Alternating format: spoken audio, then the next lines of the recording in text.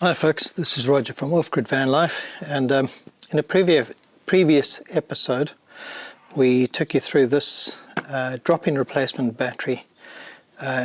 We've done a capacity test some weeks ago, and these cells rated at 280 amp hours reached that capacity. So we've done quite a number of tests of this batch of cells, and they're all fine.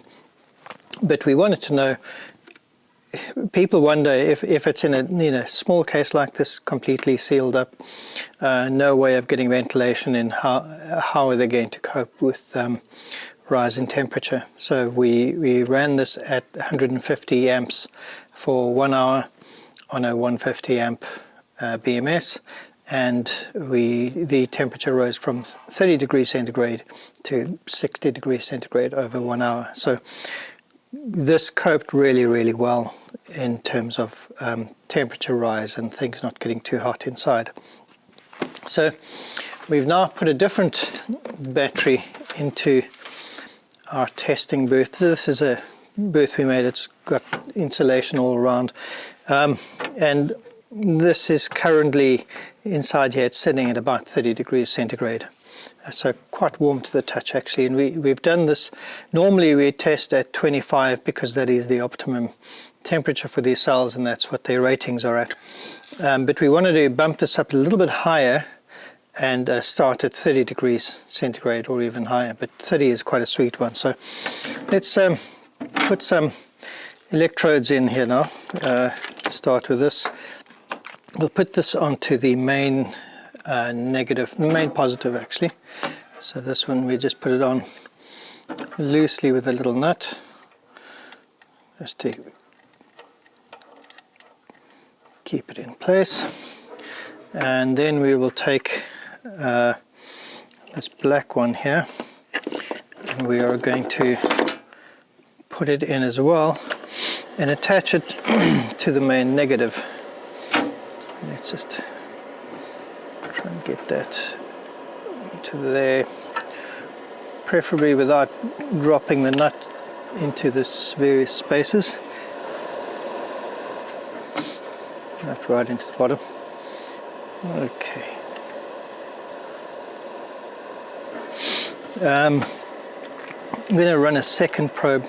I'm just going to tape it to one of the cables inside there. Let's see.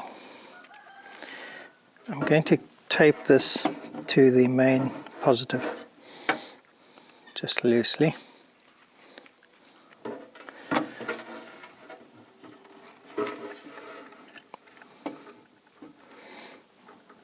Just to see how warm the cable itself gets.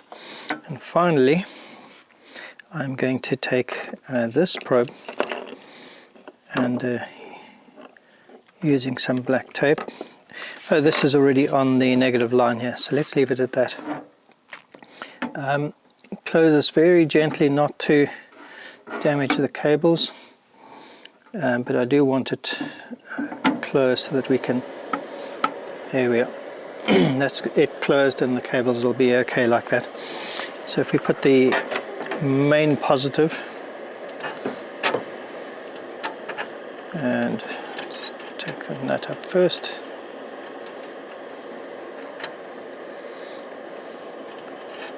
Washes.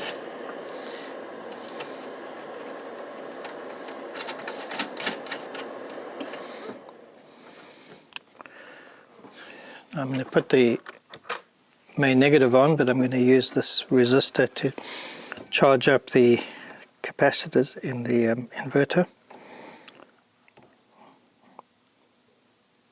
Okay, let's charge them up so there's not going to be a big spark as I attach it now.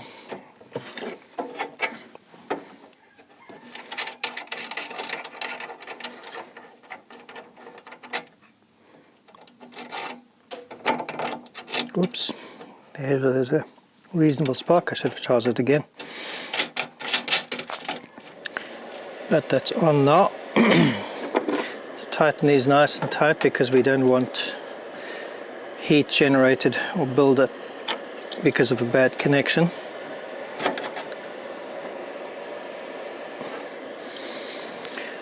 Right, so we have our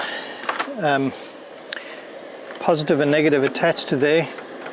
We're going to close this. I just want to arrange these so that I know where everything is. So they're saying 26 degrees. I would have thought the battery felt quite warm actually. 26, 27. So everything's around about 27, except for this cable outside, which is 20. So let's close this up. And we're running through a shunt here just to measure how much we're going to take off. So it's telling us that the battery is sitting at 100% state of charge. So that's great. We know that we did charge it up. Let's get the inverter going. So we're coming through to a 2 kilowatt inverter here. Let's turn that on.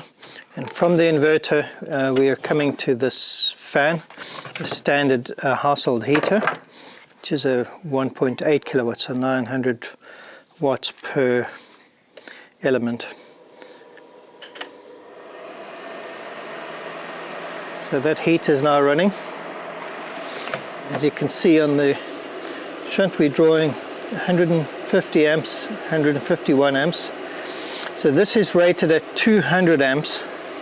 And we're expecting it to heat up a bit, but not that much, so it's well within its capacity to keep it at 150 amp. We might try and bump it up a little bit more, but let's run the test. So we've just started on this, running for the first minute. We're going to run it for an hour and see just how much heat buildup we get here.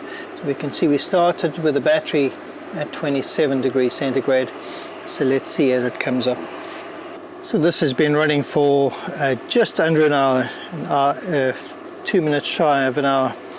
But it's interesting that this battery runs a lot cooler than the other one. So the main positive is only 43 degrees centigrade. So it's only risen by about 16 degrees. This is the main positive cable, it's at 40. The main negative terminal is 41, surprisingly low. Actually the hottest is this cable coming through here, which is at 48. But yeah, everything is running actually pretty cool. If I look at the, try and get to the BMS app.